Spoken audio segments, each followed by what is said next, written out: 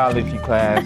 Wait, You dissect dissect the frog. frog. Dissect the Yeah. little frog. That was a minute ago. I mean, That was a yeah. hot minute. You guys ready? Yeah. It's good. Ready, It's a good warm up. We'll cut out most of that.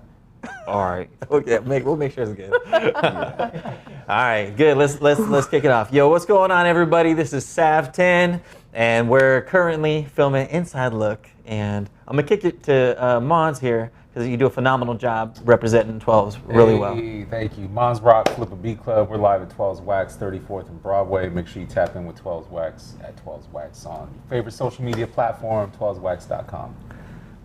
This is Peaches. Of course, you can find me through Look Cypher, of course, but if you wanted to find me somewhere else, you can definitely find me on Instagram through She's Peaches. Yeah, I thought you were gonna say that they could just find you outside real quick. Oh, I mean, like, no, catch me outside. How about that? Yeah, Crazy. and I've turned a different leaf. like we said last episode with when Swift Homicide was here, nothing but illustrious guests. And today we have the one and the only, the real Dibia. Look with the cat drug then. Hey. Yeah. No. Thank you, Mons, for making this happen, and thank you for your time today. We appreciate it. No problem, man. Yeah. Well, so off camera, we were talking about an awesome story, Yeah. but like for the audience, can you let them know exactly where you just came back from? It sounded like a trip of a lifetime to me. Yeah. I was in Japan, did a week out there. Yeah. Four shows. It was cool, man. Yeah, Went what to brought you Tokyo. out there? Yeah, my bad. Yeah. 404 day for Okay. the Roland drum machine, celebrating 20 years of the SP404. So we celebrated 404 day. Right. What Rocked is out. 404 Day? I'm so sorry. Yeah, you're gonna have to break it down for us. Yeah. So, What is 404 Day? It's a drum machine Roland made. All the drum machines we be using, it's like it's been out for 20 years and they turned it into a holiday. So April 4th is 404 day. So You gotta break it down for somebody like me, because I don't do beats or anything. Is that like a drum pattern, or It's what is a that? drum sampler sequencer, Okay. but like 404, when a beat maker hears about a 404, like this is one of the dudes who's like iconic with that device, and it really kind of changed the landscape. It really did. Like, I know you're being humble and shit, bro. Yeah, like, that's what I was saying. but like when it we were really outside. changed how beat production is looked at, and it started like developing its own culture. And with Flip a Beat Club, like there's no Flip a Beat Club without Dibia and his contribution. Hell yeah. So man, like that's why I wanted you on here, because bro, like the man. MCs is one part, but the other half is beat making, and like to really bring all that shit together, Right. like we've been talking about. Yeah.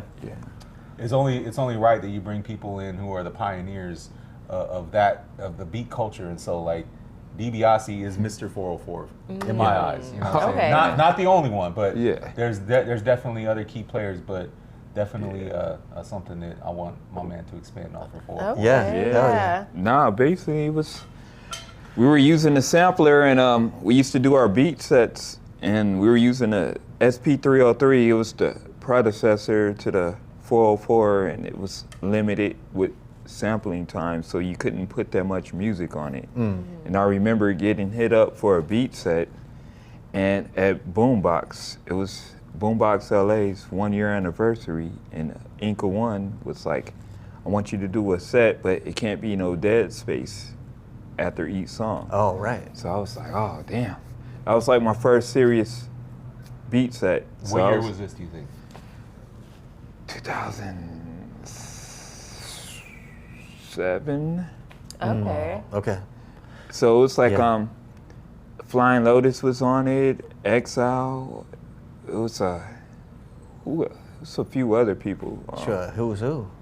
Yeah, but so I did the set, and I had the 303 at the time, but I was kind of stressed, and I used a old PC that was about to crash. And then Flying Lotus, he was using the computer at the time, and his computer would crash sometimes. And Yeah. I wasn't computer savvy at the time, and I was like, man, I need something I could just have the music, don't have to worry about nothing crashing on me, because I would panic if that happened. So Yeah. I ended up getting a 404 by selling the beat to somebody. Sick. So they came to my house, and they drove from San Diego, came to the crib, and I played some beats, and then he mentioned that he had a 404 in the trunk of his car, dude. He was like, if I give him this beat and $50 cash, it's mine.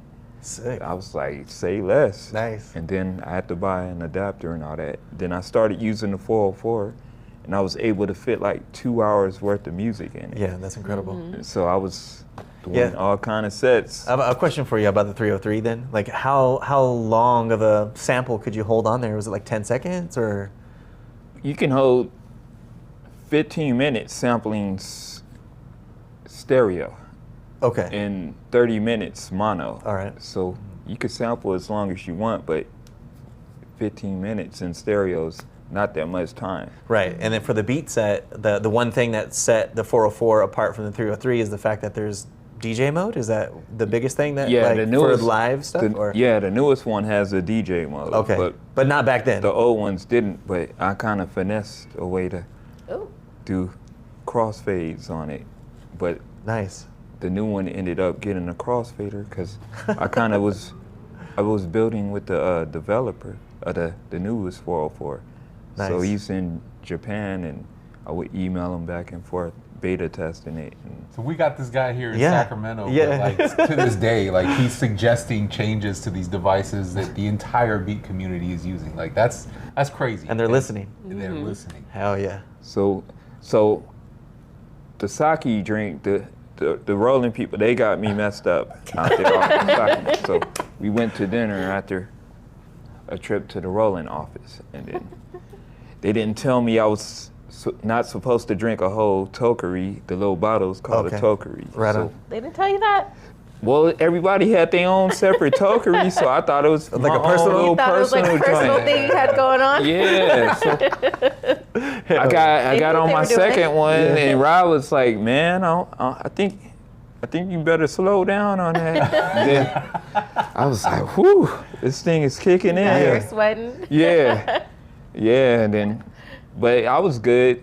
So the tour didn't start yet, so it started the next day. But I was good the rest of the. Turned into drinky yassi. Right? Nah. Oh, dang. After that, I was good. Rest of the, I'm a lightweight. I hear you. Yeah. So I don't remember. Is sake like high alcohol content, or is it? I don't feel like it is. It's I like don't know. It was sake like is smooth and sweet, and you Like can it'll have it creep up on warm you. or you can Yeah. have it cold. Yeah. So I had it cold, and but they said if you drink it warm, it really kicks in. Oh, I hear you. Yeah, I'm like I've only mainly had like sake. Well, I've tried sake just by itself before, of course, but every single time that I've had it, it's like through a sake bomb. Yeah. You know, with like the chopsticks and, you know, like do the fun thing, you like pound it on the table and do that thing, yeah. you know, and you drop the shot inside the beer. Like that's what I'm used to. Yeah.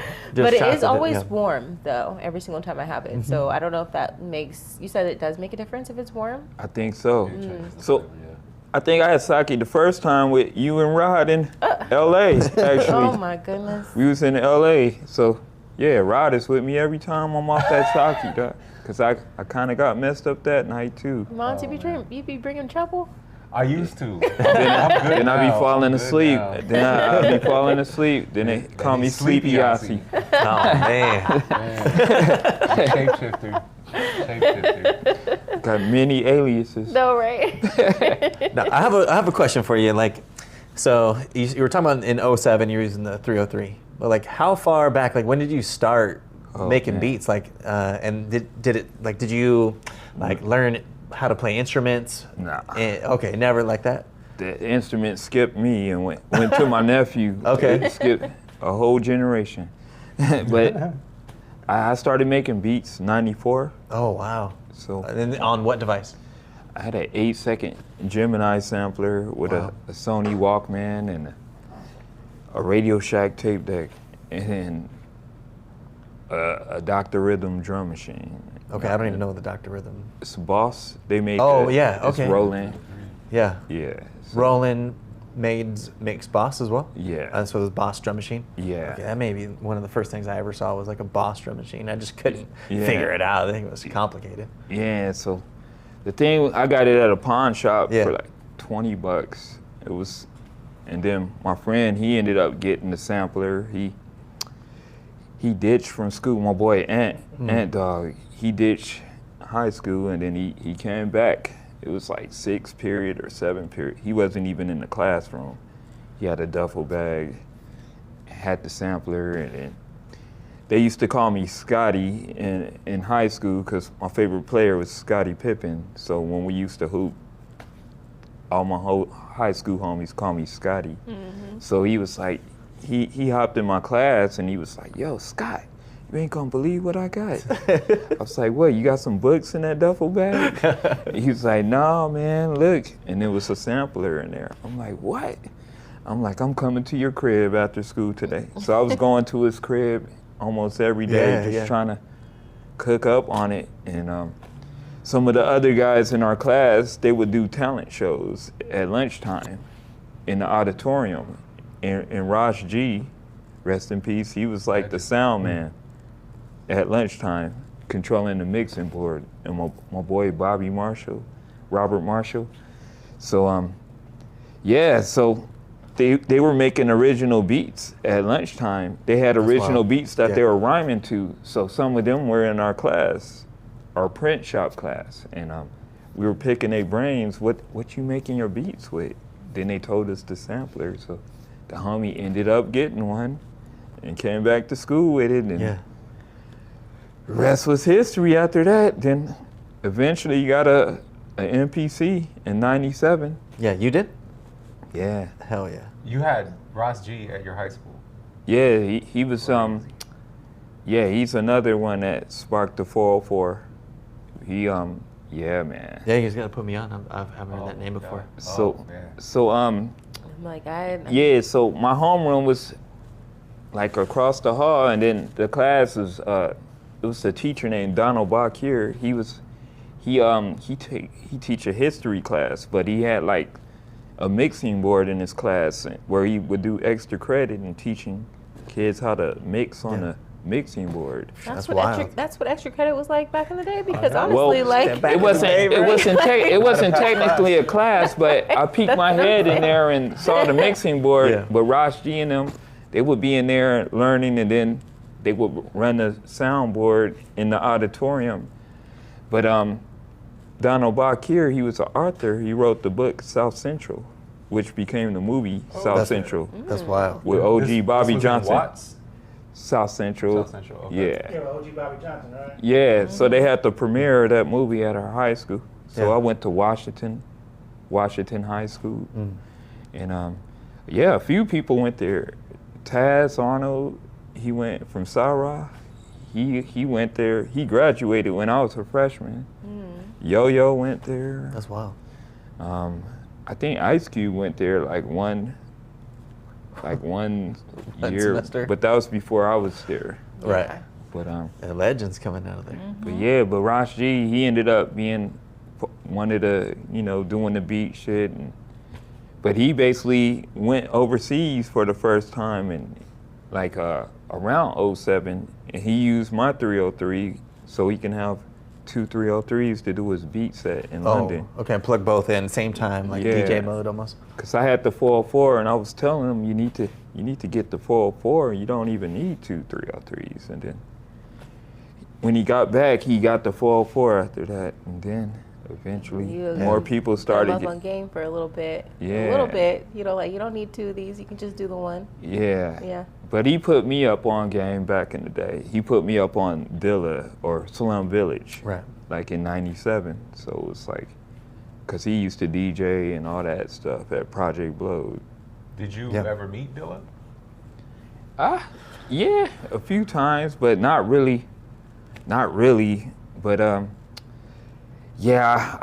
could tell this story. Great, an exclusive DB story.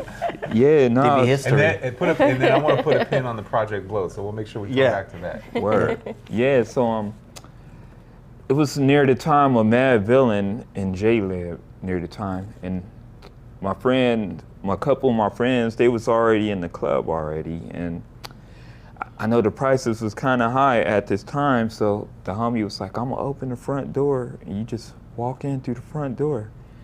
And I'm talking on the phone, and then he opens the door, and I walk smooth in, like I was already in there. Then right as I walked in, John Robinson, he was like, he was there. He was dating Stacey Epps at the time. She was singing on the Mad Villain album. So Yeah. Little Sigh, yeah. So he had wristbands. So right as I walk in, he's like, yo, DB, pass me a wristband. So I had all access after that. Crazy. So I was like, I was meant to be there. Then I went backstage. Then I seen a couple of DJ homies. And Redmatic was back there, but I didn't know Redmatic at the time. But Yeah. I knew a few of the other DJs. And then they were like chiefing a little bit. And then somebody taps me on the shoulder, passing a blunt to me. Then I look, and it's like Dilla passing me. And I'm like, what? Crazy. But I'm keeping my cool and stuff. Yeah. I just hit it and passed it off, and then I'm chilling for a little bit, and then I'm like, man, this is crazy, dude. Inside of my mind, then I just walk off and then go to the side of the stage and peep Doom and Madlib while they were performing. Then I went back out in the crowd to kick it with the homies that got me in, and then yeah. That's incredible. Then that was pretty much the only time I met. It wasn't really meeting him, but Right. he passed me a blunt. You smoked the blow with Dilla. That's crazy. That's a legend. On Hey, accident. there's something to On pop. accident. And you weren't Yeah. even supposed to be there. That's Yeah. crazy. That's crazy. But yeah, And he passed it to you. So dang. yeah, And man. you smoked a blunt with him? Or did you? I mean, did you smoke at the time? Or Yeah, a little, yeah. I was a lightweight. Yeah. I wasn't like doing all the heavy chiefing like that. You know? But no, that's incredible. yeah, man. So at the time, like, who was in like your top 5, producer, like your Mount Rushmore producers? Was he in there already, or? So I have different tiers. So Okay. before I started making beats, Yeah. I had my favorites like Primo, Okay. RZA, Diamond D, Beat Miners, Okay. Eric Sermon. Right. Those were some of my favorites before I started making beats. They made me pay attention to detail. Q-Tip was another one. Yeah. Hell yeah. And then like the Ice Cube's early albums were influential too to me. Yeah. early. And that was Dre's production. Nah, it was like Sir Jinx, the Bomb Squad did, Oh wow. and then Keith Nate Death Shocker. Certificate was Sir Jinx and DJ Pool. They did some of that. That's awesome. Then the Hieroglyphics, their production was influential early in high school, and then a lot of Project Blow stuff. So yeah, it was a mixture of stuff, man. That was before my early stages, and then as I started the beat stuff started growing, then Dilla. Once I really knew who Dilla was, because I knew of his production and Right. like all that Uma stuff early, but yeah, he got into the Mount Rushmore down the line at Pete Rock, Right. of course, once Peach Instrumentals came out. Mount Rushmore keeps growing. Yeah, yeah, I can't even narrow it down to 5. And then I have some of my homies that's in my Mount Rushmore. 14 KT's one of them. Doc Kim is one of my favorites. Yeah, it's like a lot of people. Yeah. No, I bet. I be finding out about new people, and Tall Black Guy, he's a crazy one. I don't right know that now. name. That's his Yeah. name? That's his like production name? Yeah. YG is another one. Like some of his early beat tapes was influential. Yeah, it's crazy. No. Yep. So you mentioned the MPC, and then you brought up Project Blowed a couple of times. So tell a little bit about Project Blowed and like why that was important for MCing and for beat making. Oh man, so before Project Blow was Good Life, and I was going there at high school, like 93, 94, and I got some of my first instrumental beat tapes in the parking lot there. And one of the guys, DJ Nobody, which he ended up being a resident at Low End Theory down the line, but Right. he was making beat tapes in 94, and he was the first tape I copped. And then CVE, they had instrumental tapes, CDs at the time. And This is like 94, 95. And then, yeah, I would just get a bunch of instrumental tapes from there Right. of just underground stuff that wasn't on the radio at all. And then eventually I just started hearing like, you know, Company Flow, they started putting out instrumental tapes, and then Project Blow came around 95, and then that was an open mic. And then I used to go there, sign the list and rap, and I had a group called Swamp at the time. You were rapping too? Yeah, I rhyme a little. Every time I try to get this guy to rap all the time. Like, hold on, throw a beat on He won't do it You're anymore. Oh, man. I was rhyming in Japan. I was off the Saki. You're in Japan. You couldn't do it for the U.S. Couldn't do it for Sac real quick. I did it a few times. I did it a few times. But yeah. He didn't know he was gonna spit a verse today. Like that's Yeah. why we got it all set up. That's for you. right. It's a Look Cypher. Oh man. Yeah, you know you're on Look Cypher, right? Yeah. I know, but Nah. I'm retired. Nah, I'm just kidding. retired. Well, luckily for you, it's inside look. It was just taking an inside look, Right. so Yeah. you know, No, that's buddy. incredible. So forgive my ignorance to it, because I've always heard of Project Blow, but I thought, like, is it not a group? It's like a It's a collective, it's but a collective, it's okay. like but it's like hundreds of people. I see. Okay, But I'm part of that Project Blow family tree. that's what's So up. yeah, eventually I was real low key in the early days, just watching and observing, and I was around a lot of stuff, just studying, Yeah, soaking looking at it in. stuff. But my group, they would sign the list, and we would rhyme, and I was making the beats for the group and stuff, and we never got please pass the mic, because there was a thing where if you kind of fell off, the crowd would start chanting, please pass the mic. Okay. And then it's like, At man, the Apollo when they yeah, sad man. Sweep your Yeah, ass off. Yeah. So, Yeah. yeah, so, you know, I made the cut every time I rhymed there, but I did get some criticism on some of the beats being too low at the time, because I was recording to cassette. Right. So it kind of made me, So just volume. yeah. Okay. Then eventually I started burning to CD and all that, and then it was cool. And then that went till like 2008, but I was going there consistently, religiously on every Thursday. Nice. And then, yeah.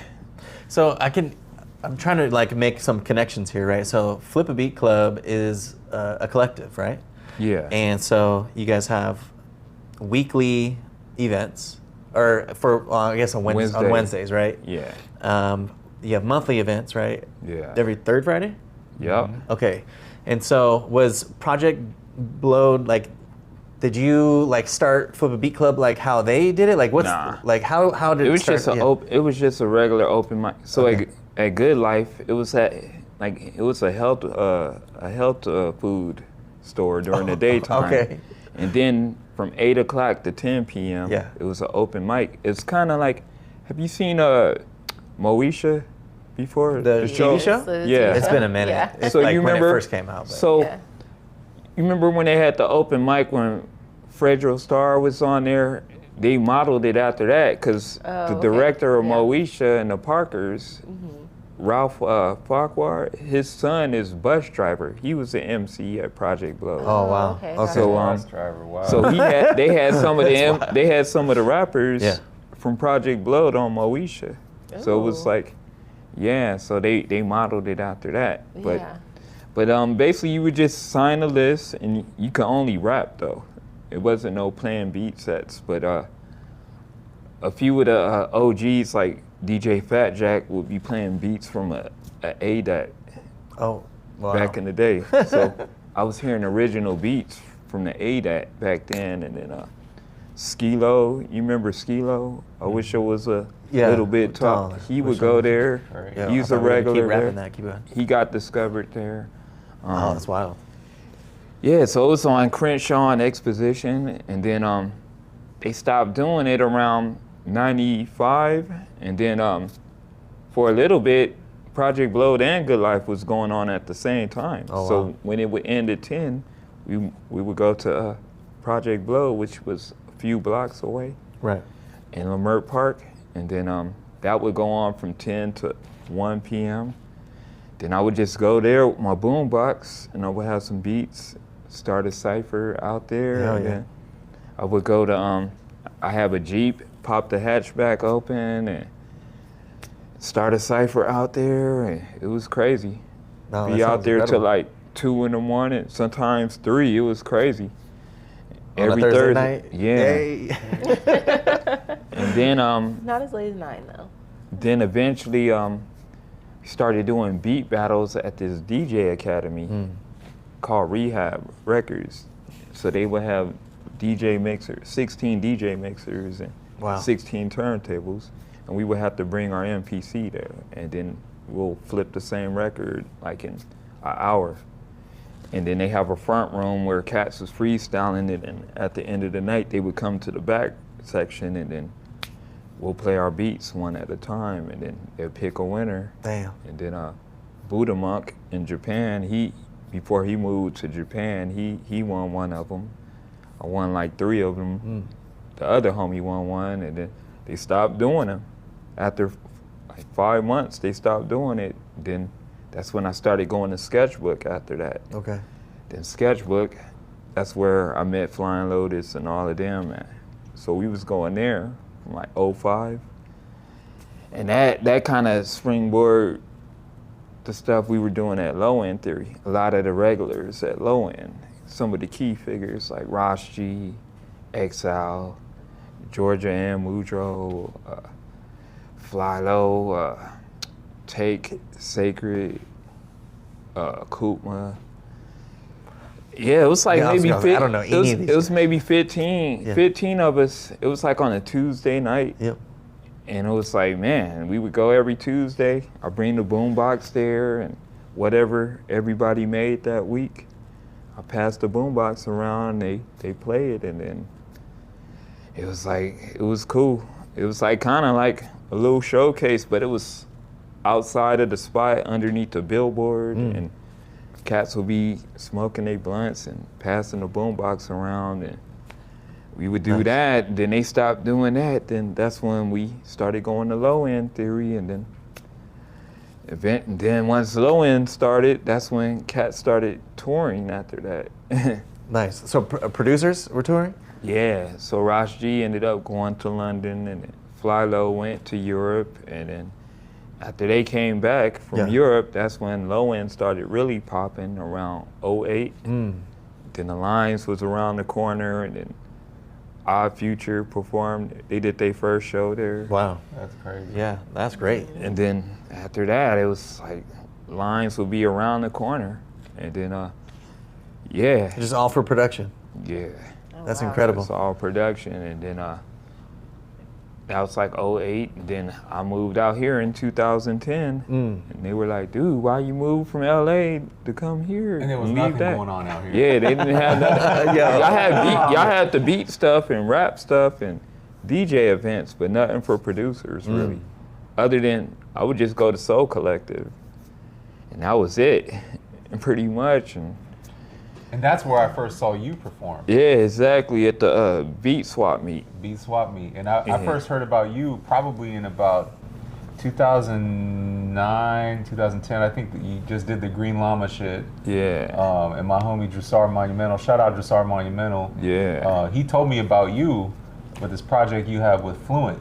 Yeah. MC he's from Chicago or? Fluent, a producer. He's a producer. Yeah, he was from Ohio, lived in Okay. Pennsylvania, but he did the Uncut Raw The album Uncut Raw, yeah. with Selfish from Chicago. So he put me on to some of the llama shit, and I was just like, who the fuck is this? And so I saw your name on the flyer at Soul Collective, and I went and actually took a video of that. Yeah. It's on my YouTube channel, but Yeah. that was the first time for me I ever saw anybody just playing beats. I'm like, why?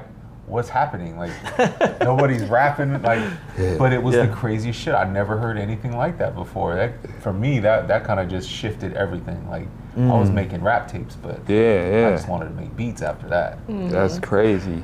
Yeah, I met you at Gabi's house too. Yeah, we met later. I think that might have been like 2012 or something. I used to go to the homie Gabi Tu Hermano. He's a painter here in Sacramento. and he would just host people at his house, and they would just have paint sessions, and I would just pull up and make beats.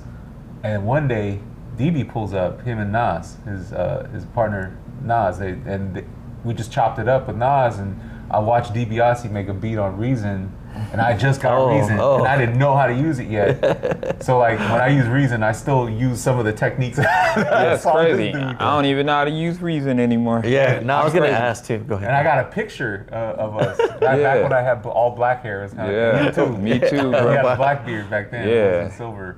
Yeah, Santa Claus now. So that might have been like Santa dolls. 2010, maybe 11, but yeah. Yeah, so then, that was one of my questions that I have for you was like, do you always make beats on like hardware? But now if you were using Reason, then obviously you have a DAW. It wasn't always like that though. Yeah. Like I say around 2005, I didn't even know how to upload music to MySpace. Word. So I wasn't even tech savvy at all. Like anything software, I was just sticking to hardware. And then say around 07, I started using Reason. Mm-hmm. And it took like a week to learn it, and I entered the beat battle and ended up winning it. Is it the Red Bull beat battle? Nah, it was one of the hotel room beat battles. Okay. And I ended up winning that, just using it for a week. I'm like, oh snap, okay. Let me use this now. Prior to that, I was using the MPC and it would take longer. Oh yeah. Then I just started combining them, the software with the hardware, and then.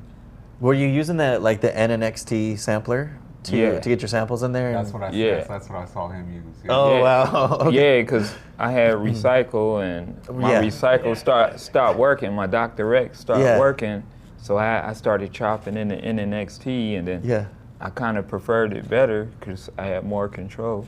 At the time, was Recycle already a part of the program? Did it come with it, or did you have to get it separately? It was separately. Did somebody share it with you? Yeah. That's what we were saying last time. You gotta do Totally that. nerding out on the beat right now. So historically, I was making instrumentals on Reason, the same program, same thing, and back in that era, the early generations of it, like Reason like 3.0 or 4. I was on 4. The way they made money was like you would buy the program for like $100 to $300, but then they would sell you like. Oh, you like this? Like refills add-ons and stuff? 150. Yeah. Oh, like refills. Refills. Oh, okay, gotcha. So if you wanted new sounds and you didn't sample them yourself, then you'd have to buy them. And then they were like, oh, let's make it easy for you. Here's this, here's that. And so what he was talking about makes sampling easier, but it was an additional purchase for like another $150 or whatever it was at the time. But some of us were sharing like Jadicaz. We would share things back then too, When it was actually still shareable, because now they have like some type of thing where you can't. Yeah. It's like Netflix. Subscription. Yeah. It's like Netflix, where they're just like, oh, like you can only watch it on one TV now. Like now they're catching you. Yeah, you gotta put in your address. Yeah. I'm ultimately like, I mean, we're past that, I guess, that stage and stuff. But we're talking about like ripping it off the internet, like torrents and stuff like that. No, actually, like I'm actually familiar with Reason. I didn't use it at all, but it definitely is super familiar. So like what you're talking about is. Yeah, I've definitely heard of people sharing. Yeah, but I eventually bought it though. I eventually bought it. Yeah. Eventually bought it. Yeah. Or I started working with them. Yeah. The companies, and then. Nice. You were working with Propellerhead too? I met them recently. Oh, sick. But I didn't know them back then. Okay. I wasn't doing none of that. Yeah. I was gonna say you'd probably have to know Swedish to like. Yeah. No, but I met one of the dudes. He was an artist rep for Machine Native Instruments in the Red Bull Big tune. His name was Torres Scott. That seemed like a plug right there. So he paid partnership. Yeah, the Red Bull. Oh shit! Sorry. If they want to sponsor, we're ready. Yeah. Yeah, bro. Drop a line. No, I'm just kidding. You gonna have the link paid promotion. On Yeah. We're just gonna throw like wings behind everybody. Like, Yeah. Yeah, when I sit in this chair and I have the halo behind me, that's a Red Bull plug right there. It's just gonna be like, Oh man, no, but yeah, when we did the beat battle, I met him and then found out he was working at Native Instruments, and then he was hooking me up with a bunch of machine stuff. yeah. Then I started using machine around 2009, 2010. Oh, wow. When it first came out, like it was, the office was in Hollywood on Right. Sunset, and started using that. Then eventually started using Ableton, and around 2012. Yeah. I think it. I would ask like, what machines have you made beats on? But I think the better question is, which ones have you not made a beat on? Like, is there a machine, an elusive machine that you haven't got your hands on yet? Because was DJ House Shoes said Dibia he's the only guy who can make a beat with a wallet and a paperclip. He's the I big believe guy. that shit. So like, is there Kazals is a an device, Etch-a-Sketch. is there a machine that you have not put your hands on yet? So the ASR-10, I never used the ASR-10. It's funny, Nas had one, but I didn't know her at the time. I probably would have convinced her to keep it if I knew it. Yeah, and you want to explain Yeah. who that is? That's my partner, Okay. Nasira. Yeah, so, yeah, we did a lot of collaborations with Supercard, which kind of springboarded 404 Day. Awesome. She teach a class at UC Berkeley. Professor Nasira. Professor. Word. Yeah. What is the series called? Sample mode. Sample It's mode. called sample mode, where they build MIDI controllers. Yeah. And yeah, so yeah, we were doing that, and then I forgot what I was talking about before that. Well, I was asking you about like if you're using DAWs at the Oh time. yeah. But so you also what mentioned- yeah, machine that yeah. I haven't used? Yeah. The beat thing. The beat thing. The one that RZA did. RZA. Have you seen the video Nah. of RZA where Oh. he puts the shittiest sounds on this machine? That was the and demo sounds. Those are the demo sounds. Yeah. And he tried to make a beat with just this garbage sounds. So But that- he's still in my Yeah, still we're in my still one top of- five, it man. It was terrible. 'Cause that Okay. I was like, he's good still one work. of the greats. Like no, that doesn't that diminish that 4-year run. His 4-year run in like 93 93 to when Wu-Tang Forever came out. Yeah, Yeah. and all them other albums. Yeah, man. That was a strong run right there. Yeah, man. So it's like he can have a few little hiccups here and there. So No, like, yeah, for sure. So like tying your history with beat making, like when did you get your first, what would you call like placement, and like who were some notable MCs that you worked with? Great question. Placements. Huh. Ah, man. Well, I worked You and I, their group in LA. It was like during that era with Dom Kennedy, Pac Dib, all them. Blue, I did stuff with Blue. I did some stuff with Guilty Simpson. And the joint you have with Guilty Simpson is a Metaphor MED song. MED, yeah. Heaven Stairwell. I never knew you produced that. That was like one of my favorite MED songs too. That's Wow, crazy. that's crazy, man.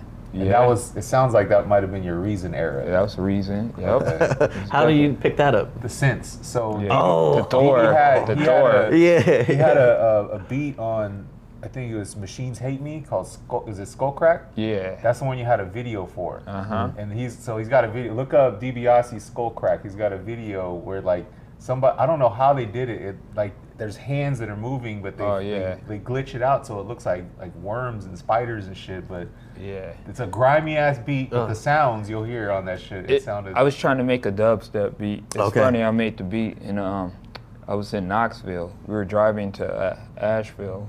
We had a show with this dubstep producer, Rusco. And I'm like, man, I don't got no dubstep beats. So I'm sitting in the back seat of the car while we driving. Yeah. And before the show, I tried to make a dubstep beat, and that was what my interpretation of dubstep sound like. It. But it had a hip hop grittiness to it. Yeah. And this Then was I- like 2000. 2009, I made the okay. beat. So I had the aux cord going.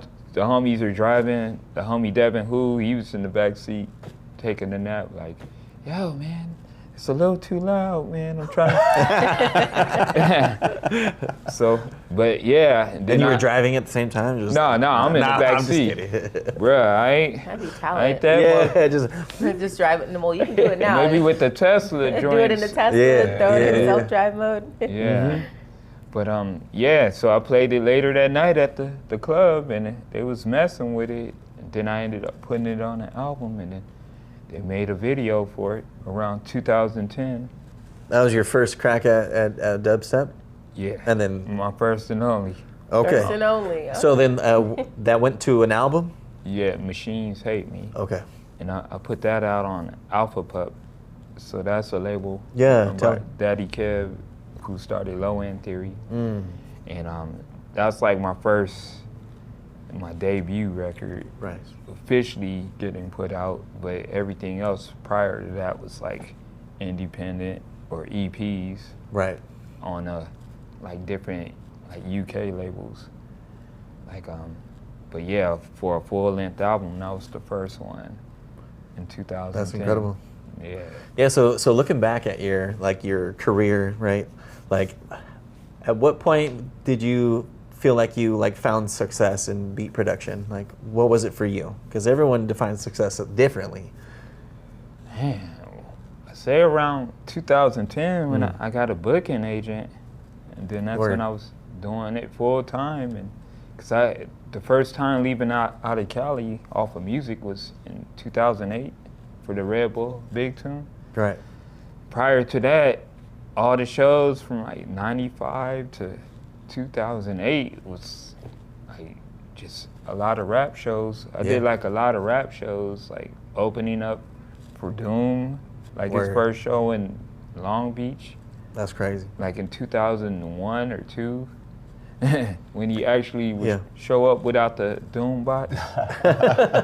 Like he but like we opened for J Zone, all kind of people. But it was like we wasn't getting paid. It was like we were paying our dues for like years, and I was doing beats, recording cats, writing raps, just all of it. So around 05, I was like, man, I'm gonna just focus on beats, put all the energy to beats, and then that's when I came with the Dibia alias and started from scratch, and then. What were you going by back then? Was it Scotty? No, that's just on the court. On the court. Word. Yeah. Diabolic. Sometimes they call me Diabolic, because I would have grimy. So it was still DB. Yeah. Yeah. Okay. So I kept the DB. Yeah. Nice. But then you were also Black Mantis. Black Mantis. Yeah. So Black Mantis was a rap alias. I see. With some grimy raps. It's floating around, not on the internet. Not on the internet. I'm trying to get him to come back though.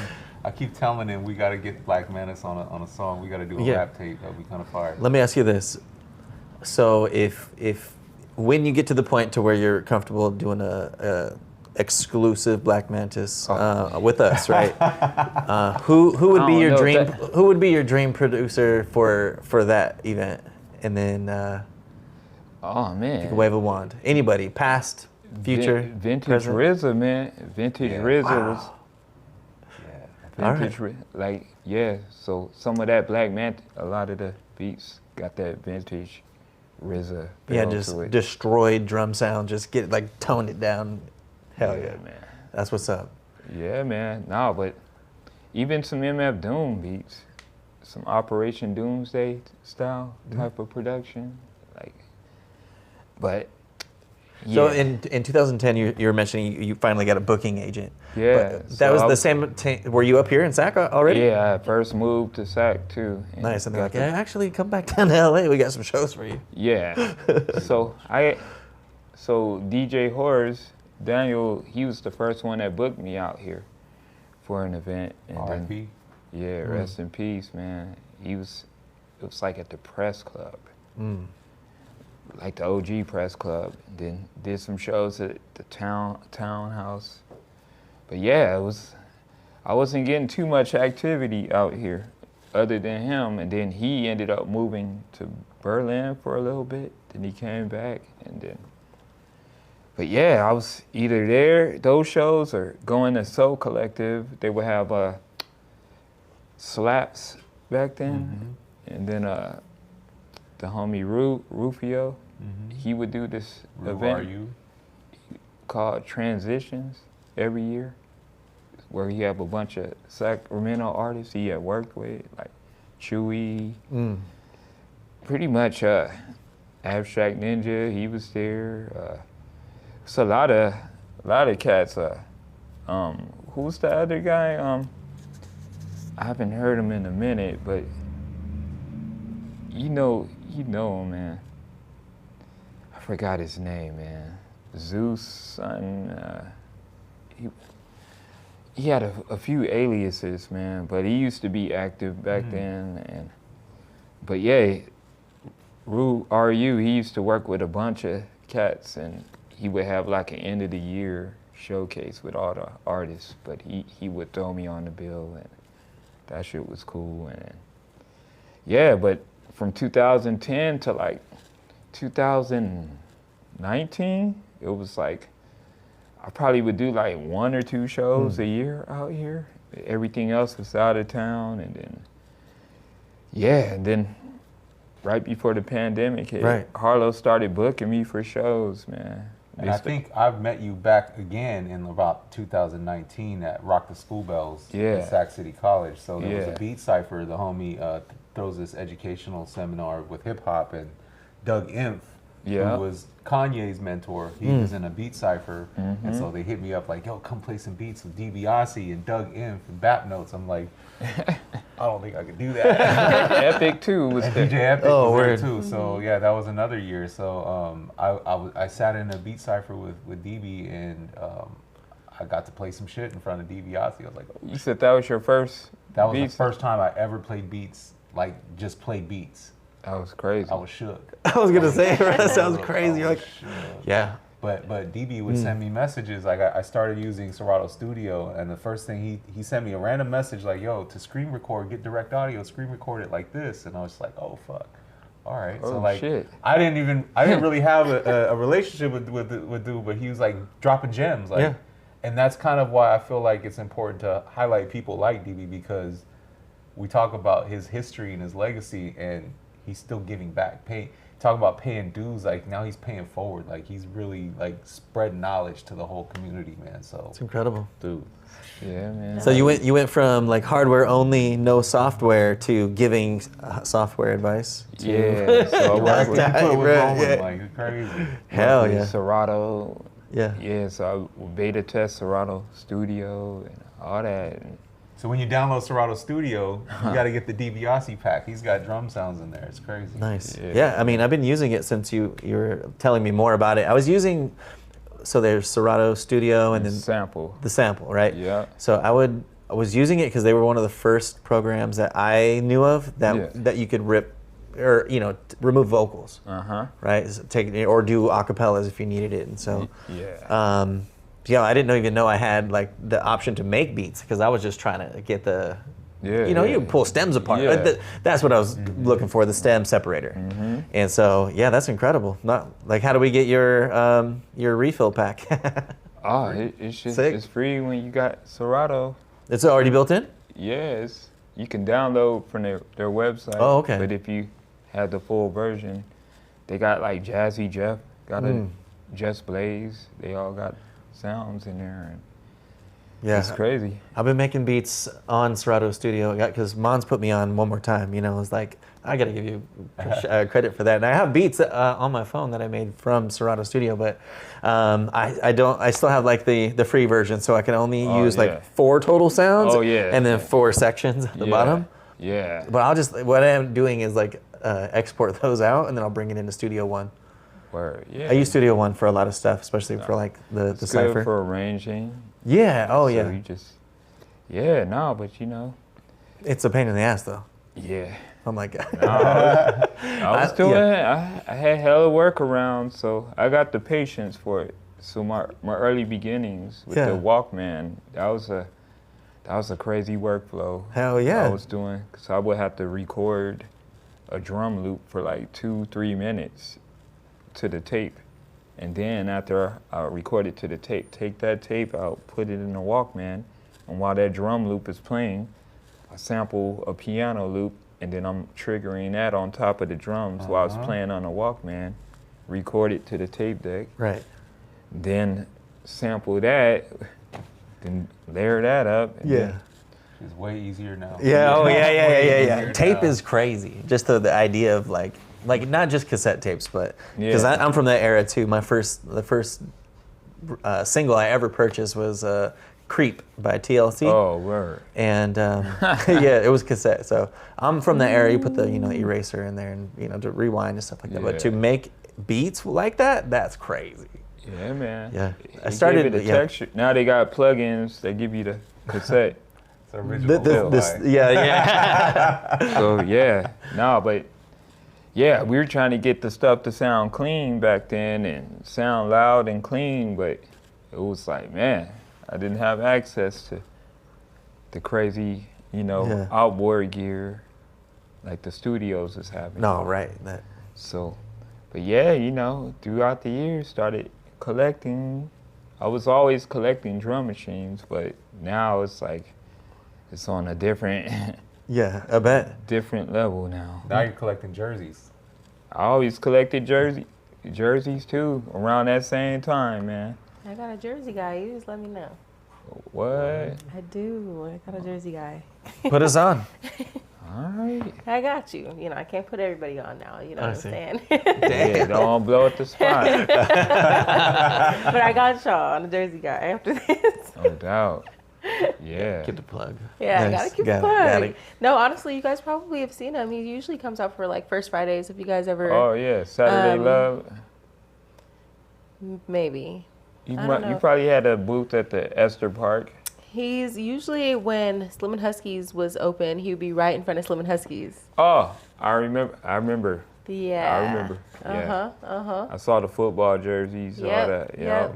I remember Any that. jersey that I sent to him, he's like, all right, I'm ordering it for you, and it'll be here in like a couple weeks.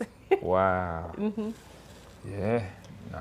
Gotta Going get that crazy. Spreewell jersey Going crazy. again. Going Yeah. crazy. Spreewell. She's gonna hook it up. Look, I got you. Oh, yeah. Ooh. You have anything? What was You have that? anything for Dibia? Yeah, actually, I wanted to know exactly like what do you have right now? We were talking a little bit outside beforehand. Like, what are you doing with like Oak Park community? Do you have anything going on at the moment? I know you got like Flip a Beat Club, right? You're also a part of that, correct? Yes.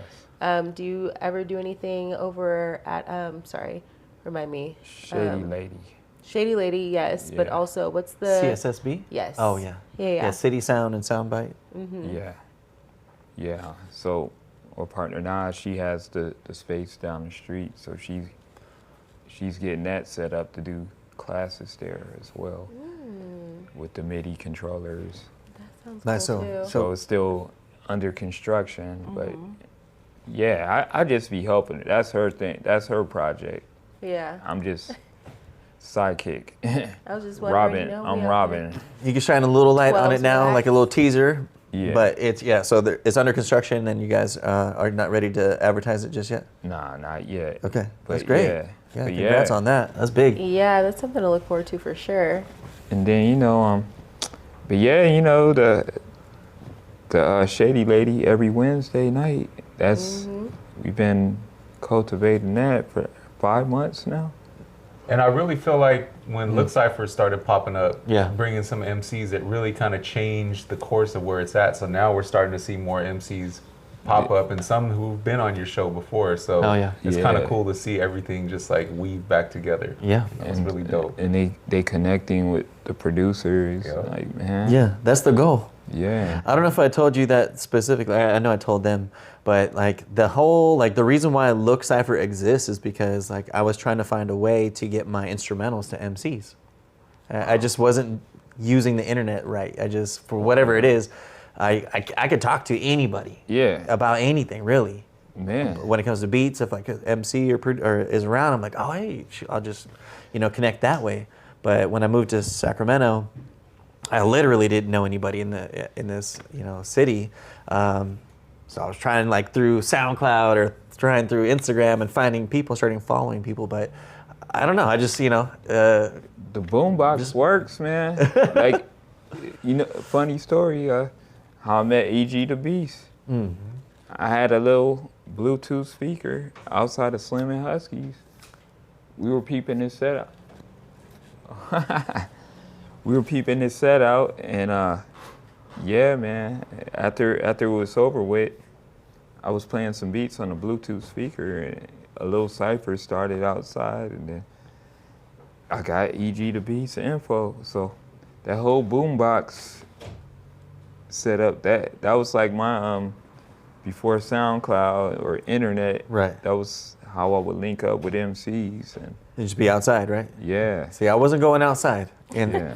and my lady, she's super supportive, very like since day one, like support my creative side, and I don't know, So when I started going to CSSB for Freestyle Friday, they have the producer plug-in and they have the the MCs rapping.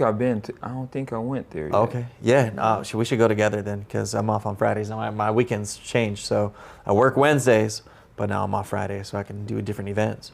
Word. But with that being said, so connecting back on Wednesday nights with you guys, that's got to happen for sure. Yeah, man. No, that's cool. Yeah, but you definitely gotta go outside a little balance of both. Yep. It's like I know people can't make it to everything, but if you try to rely too much on the internet, oh yeah, like it's kind of tough, and you don't know if it's the chemistry either. Right. Working with a artist, so sometimes I like to work in person with the artist. Oh, and just craft a beat with them. Yeah. Oh hell yeah, that's dope. Well, and speaking of that EG thing, I got footage of that day where it was actually a Mendez show at Slim and Husky. So I have footage of that day. I think Bruley was there and EG, but I got the footage, and then you guys really linked up during Flip a Beat Club, and I have he started pulling up to the Flip a Beat, and then he started rhyming, and then it was cats from overseas on the Zoom peeping him like, yo, who is this? Yeah. Then he was like, he had like 50 people follow him that day on IG. I was like, bruh, I'm trying to tell you, man, you need to pull up here, dog. Got that sauce. And then it was it's a simple process. You just got to be consistent with it. You just can't do. And hats off to you, man, being consistent since 1995. That's 30 years.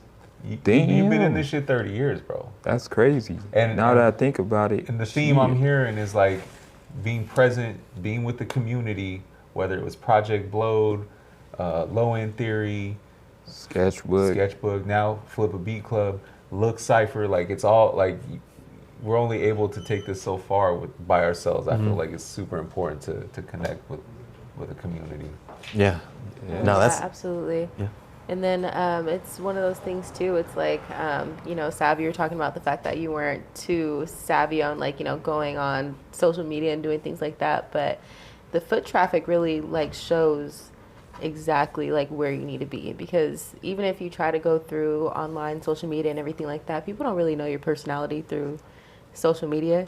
It's more or less you actually getting to know people, them hearing who you are from word of mouth, seeing who you are and things like that actually really drives you further, because I could follow you on Instagram or wherever you're at, but you wouldn't exactly know who I was as a person. I don't know who you are either. But getting to know each other, that definitely will bring it further of a way. It's when you talk about me to somebody else, you'll be able to tell them she's a great person. She's a connected person. She's with the community. She is very a sweetheart. You don't get that through online. At all. It's you don't get that type of mass. connectiveness, and you really just don't get that. So I think that at the end of the day, the foot traffic definitely matters.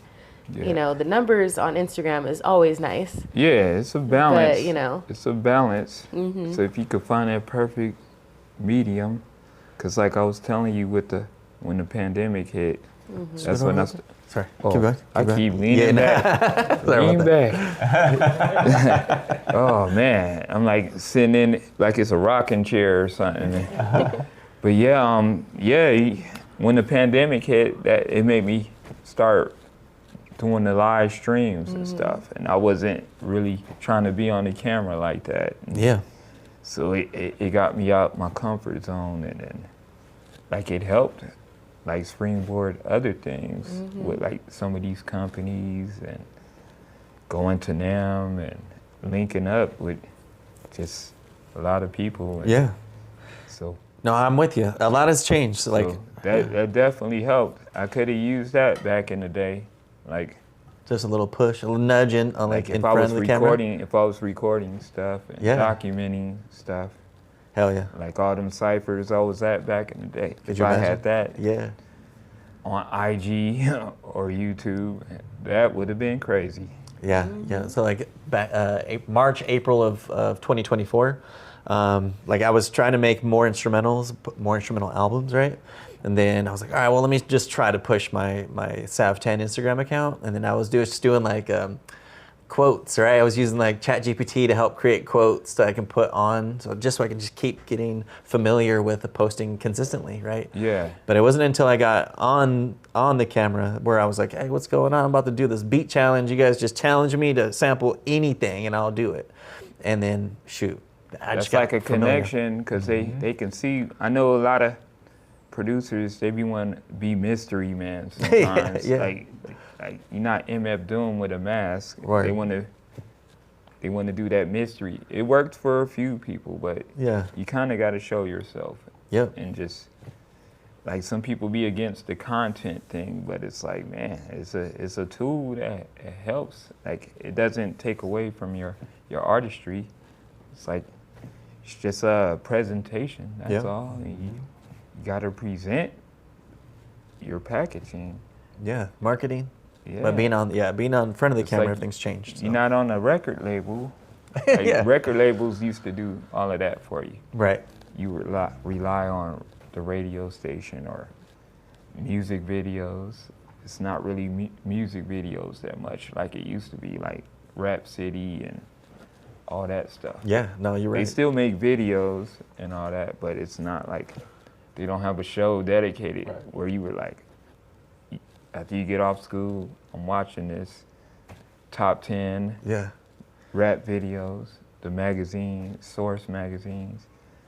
We gotta promote ourselves, man. So Like, people Yeah. they make videos, but it's not that prominent.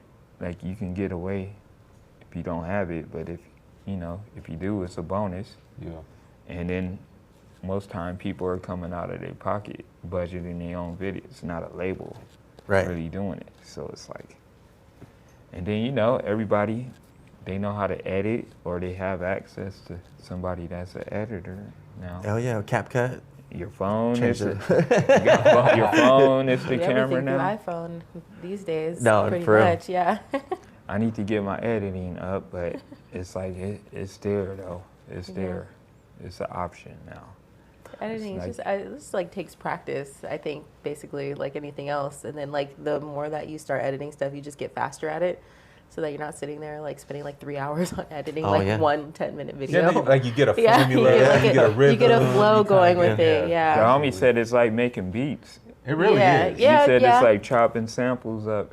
Pretty much, So yeah. YG was telling, he was giving me he's giving me a lesson this last weekend, just talking about the lighting, talking about the That was in 3-point Detroit. lighting. Yeah. Mm. And then he was telling me the different cameras and just, yeah, man. So I was taking notes. Hell yeah. Yeah, YouTube University. That's what put us on for sure. Yeah, Yeah. man. But we had to learn how to use DaVinci. All right. I was trying to I've find heard an about editing program. DaVinci. Yeah, DaVinci Resolve was the program that I downloaded because it was free, Wow. And I had a harebrained idea to shoot a music video off the iPhone 14. And Wow. my wife has a gimbal for the iPhone, right? Uh-huh. And so I just shot in cinematic mode and had all this content, and I storyboarded everything with my daughter. And we shot all these angles, with Anton. I don't know. You've met Anton before? I don't think so. Oh yeah, not yet. Anton helped start Look Cypher, but Oh, with word. him, I was producing him. Oh, Right? word. He's a MC and like freestyler, but he hadn't recorded. So we were recording at my house, and I was producing. Word. And then I was like, let's shoot a music video, bro. I got ideas, I would use a whole bunch of like Sacramento area bridges and just use like natural lighting. And then there was one nighttime shot and there was no light. Oh, and man. now I'm like, okay, I could have killed for these freaking lights, you know what I mean, for Yeah. those shots. But I ended up using DaVinci to create the music video, and like, I was like, I'll just figure it out, So shout out to DaVinci Resolve for like giving Trial the and software. error. Yeah, giving away the software for free was incredible. So anyway, like if you're importing cinematic videos from your iPhone into DaVinci, if you're using a Mac, you have to like export it first onto the hard drive and then import it into DaVinci to get the cinematic features out of the video. And I didn't know that. I just realized, like when I was, editing down, I just like, something's wrong, something's missing, the magic's missing. So I had to re-import all the videos, and then I edited the music video twice. It took me Man, like rack 3 your weeks. brains. Bro, this shit was crazy. Resampling. That's crazy. Yeah, well, the second music video came out way better because I was like quicker, right? what like you Now have you to know, do. you have Oh the- yeah, Yeah, you have the tools that you needed, like from the first video. yeah. Some of the things that I was lazy on doing, like moving shots over to like make sure like the lip syncing was accurate. Anyway, Yeah. I'm nerding out on DaVinci Resolve right now, but You could have a whole like hour-long, That's a whole new for you. series. Yeah. That's a Nerding whole out new with series. SavTen. no, I'll tell. Like, I love it though. yeah, no, I was inspired. Anton helped me get to where we're at now. So Yeah. shout out Anton the Don. No, it's so Word. sad that he wasn't able to join us this time. Yeah. But Now he's getting his career, all together now. Shout out to him for sure. He's worked hard to get to where he's at now. But yeah, today is a Cypher day. We just dropped one, so he was in our group chat. Oh, yeah. Just like, oh man, this is probably like, each new Cypher is always our favorite one, because we keep chasing that, like the high that we get when we drop it. yeah. But I was gonna like kind of go back a little bit about like meeting people in person, right? So I met Big God at a Shady Lady event, and he just said hi, met Space as well, right? And then I filmed them and got the Shady Lady ciphers, right? And then I just gave them like, here's some footage, here's the audio from the night, and if you guys want to work together on stuff, go for it. Otherwise, it's just yours, no watermarks or nothing like that. And then, we started season 2 of Look Cypher. Then I'm like, hey, Big God, we want to feature you, And she's like, I was like, as an MC. And, Oh yeah. so that was like the second time I saw her was at Shady Lady again, right? For the Lo-Fi Wednesdays. And that second time, it like really like solidified our conversations and being in person for the second time. But what I think really solidified it was last week when Big God and Space were in the building, seeing what we were doing. It's not online, and man, at the end when she was finished with her cipher, she killed it, by the way. Her and Space had 1,000 ideas on how to like do Flip Beat Club and Look Cypher stuff together, and I was just like, Yeah. hell, this Dope. is exactly So what we've been dope, trying to yeah. build up. That's And family, man. hell Yeah. yeah. That's family. She was like, we got to do something, bring Look Cypher. She was talking about Chicago, but I didn't realize it was like tomorrow, right? And I was like, all right. I was like, how y'all getting there? It's like, we just cover our own expenses and stuff. But anyway, that's not the point of the conversation. The point is like, when Chicago happens, or when like the next big event like this happens, when you're traveling, it was like, pull up. Yeah, we gotta pull do up, bring the that. cameras, bring Yeah. the MCs for that area. So we got planning to Talk do. about Oh, it's traveling. easy. Yeah, That's okay. easy. That's easy. We need to find their local MCs too. Oh yeah. But yeah, but because you guys built Flip a Beat Club, and you guys have all these events, the weekly events, every third Friday, we were able to find an opportunity there too to put the producers like myself and Jadikaz with MCs, and so it's great. Well, I'm glad you guys are doing your thing, and found you when I found you. It would have been dope to find you in 2019 though. I'll tell you that. It's when I first moved out here, and is that when Flip a Better Beat late Club than never. officially started? We actually started 2021. Oh, word? 2020. Yeah. Okay. Because Prime the pandemic? 2 years. Yeah. Well, Like yeah. right before it Yeah. got crazy. Like we just started doing it. You were doing flip sessions at World of Stereo. Yeah. And then Oh. I saw people pull up to this shit. I was like, Wait, what? I had this idea of what I wanted Yeah. to do. I just didn't think anybody would show up because it was just beats. Like I didn't think anybody would take it seriously. Telly found a tweet.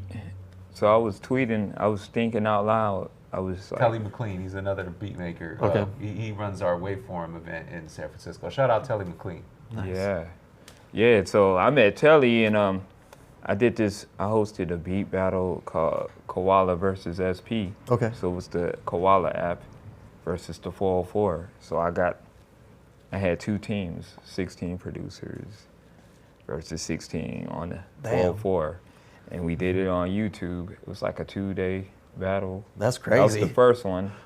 We made a compilation of it and it was crazy. So a lot of the guys that was a part of that battle, or a lot that's a part of Flip a Beat Club, whether it's LA or the Bay and New York, it's like it was scattered, man. But that battle kind of like introduced me to a lot of cat like Taki and a lot of the homies. But yeah, so Was that battle like what inspired to start like the club, the Flip a Beat Club? nah, it was just that's how I met Telly and stuff. But I didn't even know Telly lived in Sacramento. Oh, And he was word. in the battle, and then I didn't know Taki was from Watts and lived in Watts until after the battle was over. Which is where you're from. Yeah. And then I was like, wow. And then we just started connecting dots. And then I had them a part of my Serato kitchen. They gave me a whole month on Serato's Twitch channel That's to crazy. curate something like a sample challenge. So instead of me doing all 4 or 5 weeks in a row, I had my nephew Loki, I had Taki, Telly, the homie Chorus and Jocks, Smart. 14 KT, and then I paid them all. And yeah, it was like a 2-hour stream each week. That's They incredible. pick a sample, the Discord will flip the sample, and then they would play some of the submissions. They play some of their favorite submissions and give some feedback. And yeah, then that was kind of like the flip sessions formula. And then I kind of just did my own sample challenge online. And then, so once everything opened up from the pandemic, I was like, let me do this in person at World of Stereo. And then Mons helped me out with it, and he pulled up. I have the homie Doc Him, who I said was one of my favorites. Yeah. He did a beat set. Yeah, the architect on one. Telly, he did a beat set. Fuck. He did a beat set at that first one. And then it was like a bunch of people, they had the sample like a week ahead of time, gave them a whole week to cook up, and then they came in the spot and played it in person. Hell yeah. Then there was other people that flipped it online, and I think I played some of the submissions from online too, and then it was like filled up, man. And then the very next week, Flip a Beat Club was here, so it was like back to back. Yeah, we wanted to do be present in person and kind of focus it around the record shop and local business and shit. So shout out to 12's Wax for letting us do it, and thank you to DiBiase, man, because if DiBiase wasn't involved with a beat club, it would not be what it is today. Yeah, okay, Like, okay, there's no yeah. question about that. You still be growing. Yeah, and from the gate, I told DB he's an ambassador for it, and I'm here to, like I said, who are we talking to? I said I'll go get the coffee. He's like, I don't care, I'll do all the background work. Wajid. Yeah, to Wajid, and we talked to Wajid on the phone, and I was like, yo, I don't care what the role is. I just want to support it. I just Yeah. want to help build it, and so That's I tight. do some of the logistics, but DB's kind of like the dude out there, like the salesman, if you will. You know what I'm saying? just living. You're The best representative though, because Hell it's yeah. like it brings people in and just shows people like you can come in with zero skill and leave a fucking expert in anything. Like just put in the work, put in the time, and be open to learning and sharing. And man, like the communities that this dude's been putting together, it's just amazing. So Yeah, shout out you. Oh, Gotta give you your man. flowers now. It You know what I take a mean? village, man. Yeah, no, I know. Take a absolutely village. does, absolutely. So I just Absolutely. played Yeah. my part, man. That's all. So the event at World of Stereo, sorry, I wanted to go back to that really quick. So there's the one in the city or the one here? Is it Carmichael or whatever? Yeah. Arden area? Yeah. Okay. I used to buy like my pocket operator sampler. Yeah. That was like my secret location spot to Yeah. because they didn't have them at Guitar Center. Yeah, shout out World of Stereo. So I used to go there. I would have my little one. She was in a stroller, and a few times one time I did a rolling workshop there with one of the rolling reps there, and then I was telling them every time I would go in there, like, you should let me do something here, man. And they kind of be like, yeah, whatever, man. Yeah. You pushing this little girl in the stroller. You ain't. So it was near the time that the new 404 dropped, but I had it like 6 months, 8 months early. And they was That's crazy. This is light flex. no, but I talked to the owner, the son, the owner of that shop. So I hit him up and I was like, man, I see y'all have pre-sales for the 404 already. And I was like, man, you should let me do a workshop event here. And then I was like, man, this is my last time trying to do this. So I had a case with the 404 in it. And then it was customized and all that. Sick. So I broke it out and showed them. I was like, you should let me do a workshop on the 404. I see you got the pre-sales. You should let me do it. So when I broke it out, he was like, yo, how you got this already? Yeah, they don't even have it. You got it. And Yeah. I was like, dude, I'm trying to tell you. I've been trying to tell you, dude. And he was like, if you could do something in 6 days, let's do it. So, No, that's crazy. so it was Halloween, the day after my birthday. And yeah, I had them tagging World of Stereo, gave them the sample to flip. They were tagging World of Stereo on Instagram. So the Instagram was getting a lot of hits, and then when everybody pulled up, they were like, yo. It was deep. So they was like, man, it's like, yo. So when I go in there now, they be like, dude, when you want to do a flip set? Yeah, bring more customers.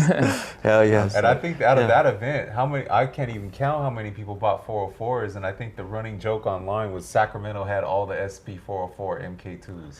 Yeah. It was like a shortage. It was a at shortage first, because and of the everybody pandemic. in Sacramento had one. That's wild. Yeah, so Yeah. so that kind of, after I seen I could do that in person, I was like, all right, we might got a little something. And then we did the cook-ups here, and that was dope.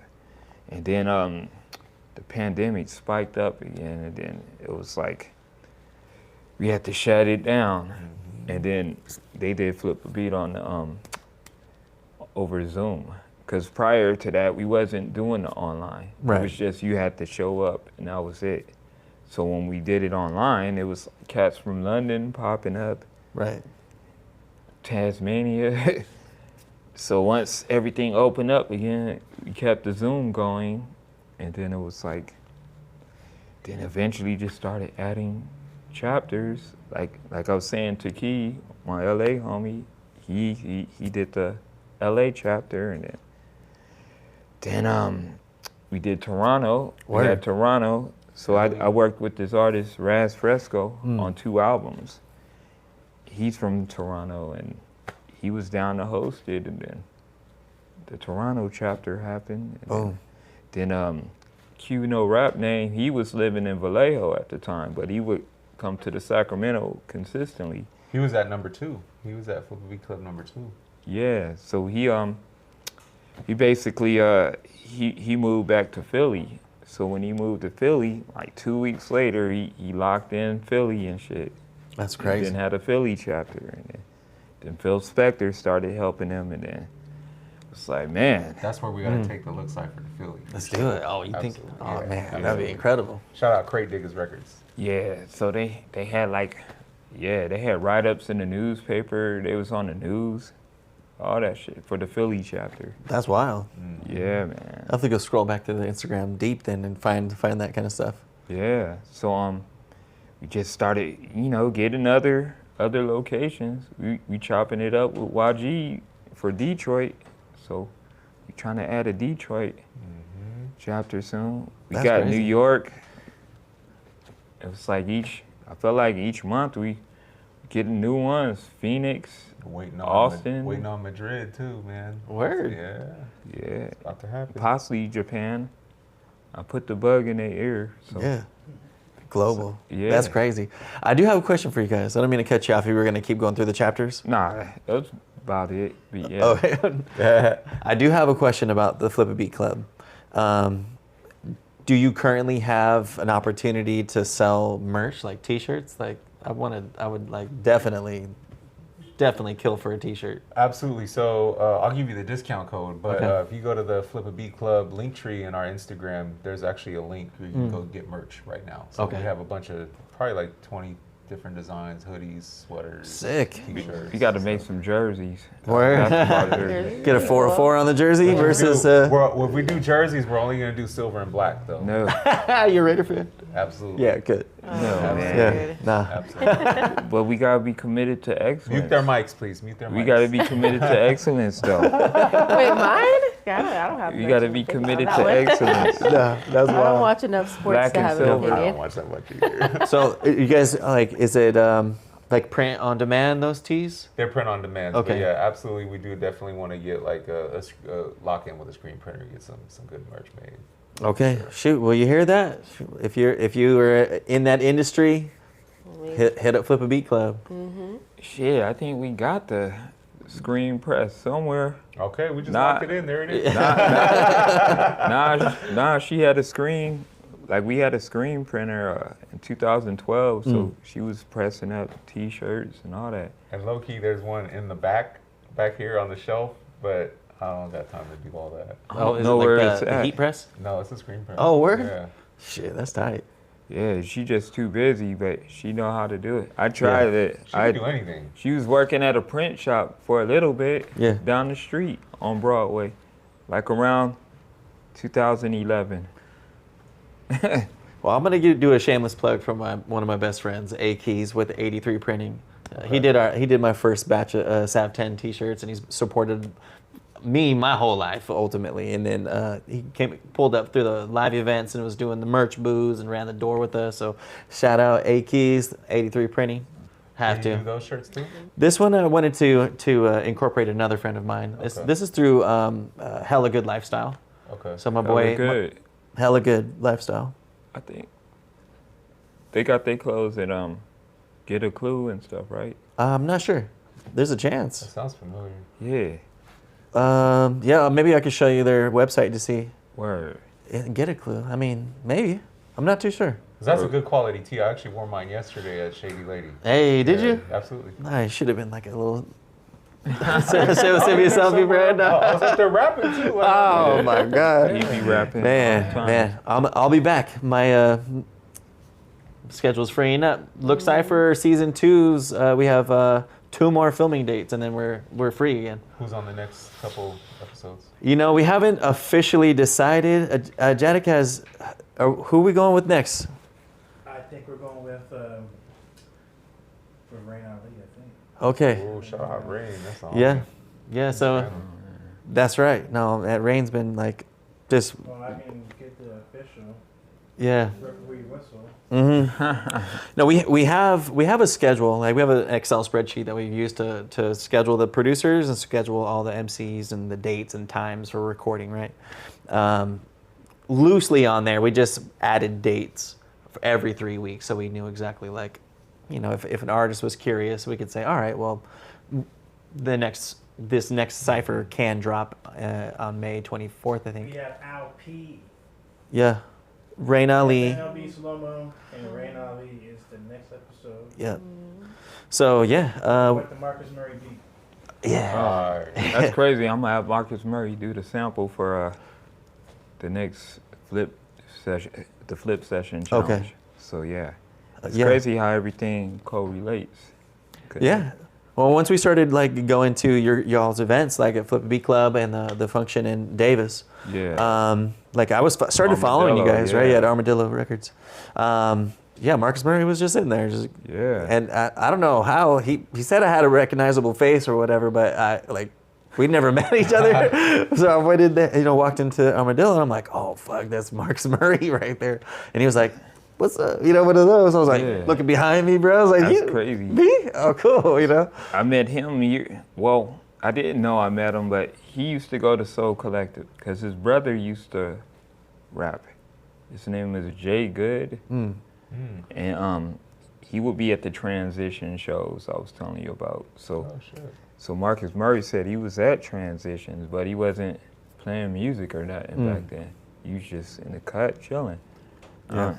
But I remember seeing him at Armadillo for the first time. Like, yo. Yeah, he just pulled up one day. I was like, where the fuck are you from, bro? Yeah, I like- looked on the live stream. I was on IG listening, and then I ended up driving after because I didn't want to miss the set. So when I got there, he was still there. I was like, yo, dude, how long you been out here? He was like, dude, I'm from here. I'm like, what? Crazy. I'm like, how the hell? Oh, you not at the Flip a Beat Club joints, dog? And then after that, he's been, Oh, he's been locked in. yeah. Locked in. Yeah.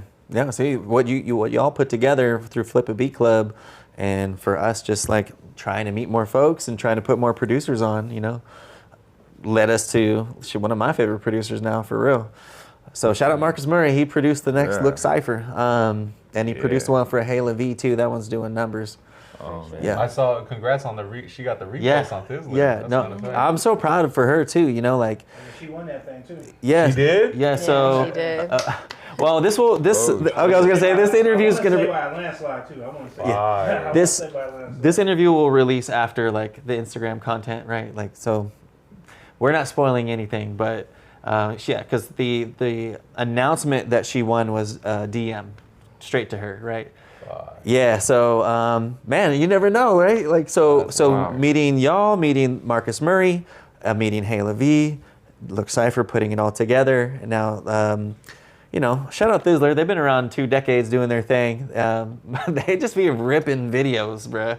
And I can't hate it because we're getting more likes, more shares, more follows, and more exposure for our, for our craft too, Well, right? it's quality production too. I mean, Come on, it's dog. great. Come Talk on, about bro. it. Talk about it. But also, shout out to the ladies at hip hop, man. Yeah. Like, I love to hear that we got Bay God and you got Rain Ali and Hayla V's winning shit. Like, Hell yeah. for the women to represent, like, man, salute. 'Cause they do everything better than we can do. So, man, props to the ladies, for real. Absolutely. Yeah. No, and Couldn't shout out be- to Peaches. Couldn't be prouder. Couldn't be prouder of my baby cousin. Hey. That's your cousin? So Hayla. that's Rain is, I think Rain says she's related to her too, if I'm not mistaken. Yeah, I just found out that Rain's also, my And cousin what? too, yeah. And Rain is the niece of Bap Notes. Wow. Yeah. So, like, the way Yeah. Oh, everything. that's who I went to Yeah. Japan with. Yeah. With Rain? With Bap Notes. Notes. Okay, Her gotcha, uncle. gotcha. Crazy. Yep. And So they going to honestly- Chicago.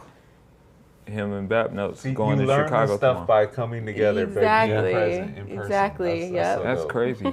So dope. Hell yeah. 6 degrees separation. It's like 2. I was away way too long. A lot of my family lives here in Sacramento, but I was living in SoCal for a little while with my dad. But I didn't come back into Sac until maybe like 2015, and I haven't put myself in like this type of like situation until maybe like 2 years ago. So it's, you know, reconnecting with family, also putting myself in a different like position than I was before. That's kind of like broadening things together, and then also like bringing things right back around full circle for me, because I'm just like, you know, you find out that, you know, well, I knew Halo was my cousin, but then you find out that Rain Ali is also, you know, related to us, and then, you know, That's it crazy. brings everything all Yeah. around here too. Yeah. So, I mean, it's just nice for me, just knowing that, you know, we're all kind of like interested in the same things. So, Yeah. you know, maybe it runs in the family. You never know. Yeah, it does. I'm trying to see that Yeah. Peaches cipher, though. What's up, Hey. man? Oh, y'all gonna keep having to wait on it. Yeah, but I again, know, one more you're not shout gonna out. put it Sorry, for me. I didn't mean to Go talk for over it. you. I apologize. No, you're good. So one more shout out to Hayla V. Yeah, so they're gonna repost that same cipher again on Friday or tomorrow, and then she'll go into like another level for competition. Yeah, so like I think you guys do the same thing. You put on the events, put on the things, you know, support each other, give artists an opportunity to showcase, and then like next thing you know, there you go, hey Livy, shout out you did it, you earned it, you did that on your own. Hell yeah. As We're a just there. community. Yeah, As yeah, a yeah, yeah, community. yeah, hell yeah. everybody had a role. No, for sure, for sure. But I'm just saying, you know, like Yeah. she crushed it, and like the amount of swag she came with on that exclusive cipher was just crazy. Like, you know, the people that like her that put it in their mind that they're just gonna completely control and dominate that the room. performance. Yeah, the room. performance. Yeah. Oh, it was like she gave you chills, you know. Like she was just like, you know what, I could. Yeah. Her first take was incredible. Yeah. Second one was even better. It was like, Yeah. you know, man, it was really good. It was really good. Some stuff She comes undeniable. with a type of like swag that's just completely effortless though. It's the confidence in that girl, Yeah. I swear. It's so effort. Yeah. It's effortless, I mean. Yeah, her album that's produced by compiled by EG the Beast. EG the Beast. It's top tier. It's one of my favorite albums last year. Easily one of my favorite albums. I was like, this one too, another one, another one. Yeah. They came on all cylinders on that. That's Yeah, he was coming to my house to record song. Like actually, it was Oh, like, word. yeah, it was right after you guys did Corner Pocket. Yeah. That record's crazy. So he would Oh, come to my man. house to record some other stuff and play me some of the stuff that they were working on. And I know he worked really hard on those mixes You too. can tell. Yeah. You can tell it came across in the production. Everything on the album was top tier. I even called Sam. I was like, yo, have you listened to this? Like, this thing is rocking. Yeah. Yeah, hell yeah. So what's next for DB? Some Z's. Sleep. Hell joking. yeah. Sleepy Ozzy's back. Nah, I've Yeah. been on.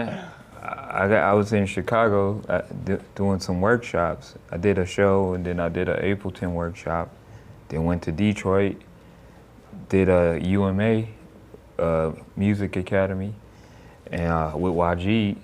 So I was in Detroit for a couple of days and got back on Sunday and then back to being Peter Parker. Hey, hell yeah. There you go. Well, thank you. Thanks for giving us your time, man.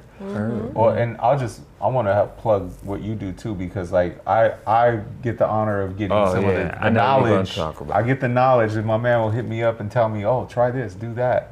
But like DAWs beats. yeah, so like if y'all don't know already, you can go to My website, dbiacibeats.com. and do what? I have one-on-one workshops where you can get some consulting, whether it's making beats on any piece of machinery or software. You need consulting on beat battle strategies. I go over that. Some of the people that consulted with me got pretty far in ski beats, smack pack battles. Shit. Got to the final 8.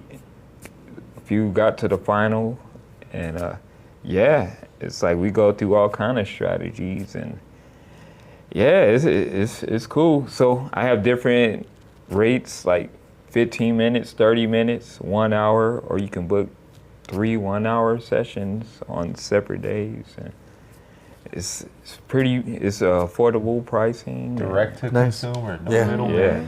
Man. And then if you're in Sacramento, I'm down to link up here and do one-on-one sessions in person. Oh yeah. So yeah. That's what's up. Hell yeah. But yeah, basically plan. it'd be on Zoom and I have the screen set up and we'll troubleshoot. Hell yeah. There was just a beat battle at City Soundbite last Friday. And I was Oh, yeah. I could have I heard used some about that. I could have used some consulting on that one. Yeah, man. DBICbeats.com. They Yeah, nah. We go over a little bit of that in the Discord, but the one-on-one though is way more focused. Oh, You absolutely. can ask the questions you need to ask and get the answers you need. Hell yeah. Absolutely. Anything else? Oh man, I just doing Wednesdays and whatever. Yeah. I can't even keep up with all the shows now. It's like I couldn't wait till there were shows out here now. I can't keep up with them. Good problem to have, like, man. man. Good problem Hell to have. yeah. It's a I blessing. Yeah, go it out is. of town, be feeling like I'm missing stuff now. Every time I go out of town, it's like something is going on. We're the city of beats, man. Sacramento's the city of beats. Yeah, man. Hell yeah. Proud to be a part of it. Yeah. Yeah. Absolutely. Got anything? Follow Flip a Beat Club. I don't got nothing else to say, man. That's Me it. too. Yeah. I think that was it. I think we're well over. Yeah. A little bit. Yeah, just a little bit. Well, shoot. We Well, just sat here hey, talking. that was a great interview. Yeah, give you your flowers now. Round of Oh, applause man. for DB. Thank you, brother. Appreciate Thank you, man. Yeah. Thank you. Yeah, Thank cool. you. Well, That was that'll- fun. Sweet. Appreciate you, dog. All right. Thank man. you. Thank you. All right. I'm excited for y'all.